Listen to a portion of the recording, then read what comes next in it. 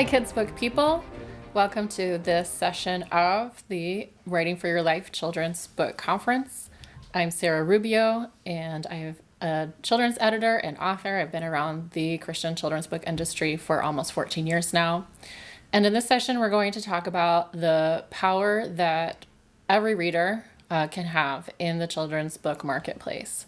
And we're going to talk about the things that you can do to actually affect what gets published, and how you can support authors that you love, how you can help them publish more.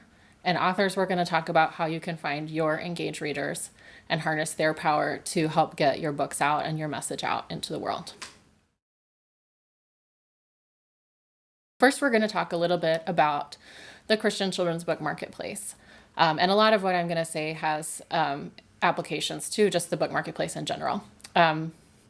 As probably many of you have heard or have seen, there are definitely some challenges that the book marketplace is facing in terms of the retail landscape at the moment, especially with COVID-19, and that has brought a bunch of new challenges for retailers.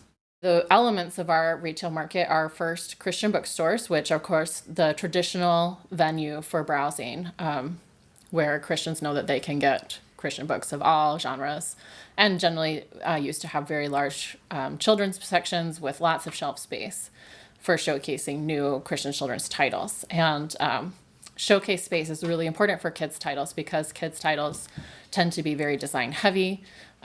They tend to have a lot of tactile value, especially in the picture book and board book spaces where we want to kind of pick them up and see if they're sturdy, especially our board books, if they're going to stand up to babies and toddlers holding them and gumming on them, and that they won't rip. We want to see that the illustrations are beautiful. We want to page through and see that the story is something that we want to be reading over and over and over to our little ones. So specifically, books for young children are ones where you could read the entire thing in the store and still want to buy it. And in fact, many people do want to read the entire thing, or at least page through it before they make the decision whether or not to buy a copy. Of course, that's very difficult to do in a an online retail situation.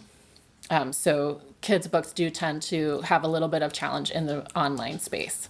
As you know, we have lost several large chains of kind of the big players in the Christian bookstore market recently. Lifeway, Family Christian no longer Family Christian doesn't exist. Lifeway is doing a lot less, closed a lot of stores.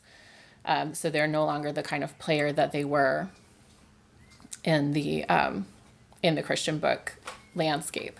And even though some stores have kind of come in to try to close that gap, I think a lot of consumers have not been aware of who was wanting to replace the Christian bookstore in their community. So a lot of them did not take their business to another local store, or weren't aware that maybe there was another local store that could serve them in that way.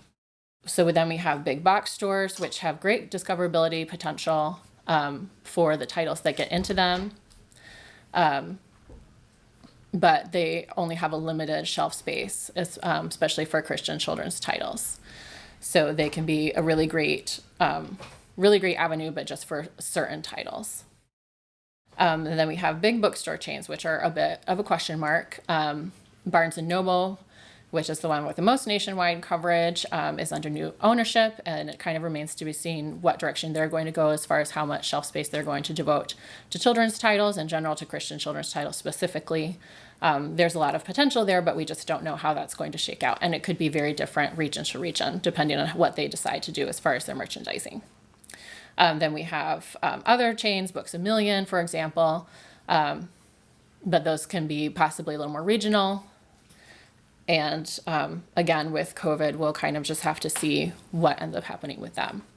And then we have the independent bookstores, which are a wonderful community resource and a really important part of a healthy retail landscape.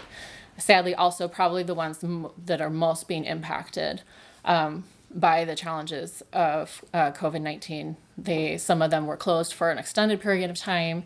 Many of them have only been able to reopen in a limited capacity. They were able to continue online sales, but that can be extremely challenging when you have small staff and limited resources. And even when in the best of times, they have to be really focused on what their readership wants.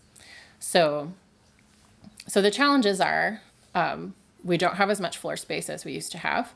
However, I think there's a lot of opportunity for engaged and involved readers because what the marketplace has become is very curated. It's going to be very focused on what the creators and manufacturers of content feel the purchaser wants. And so they are all very anxious to hear what readers are thinking.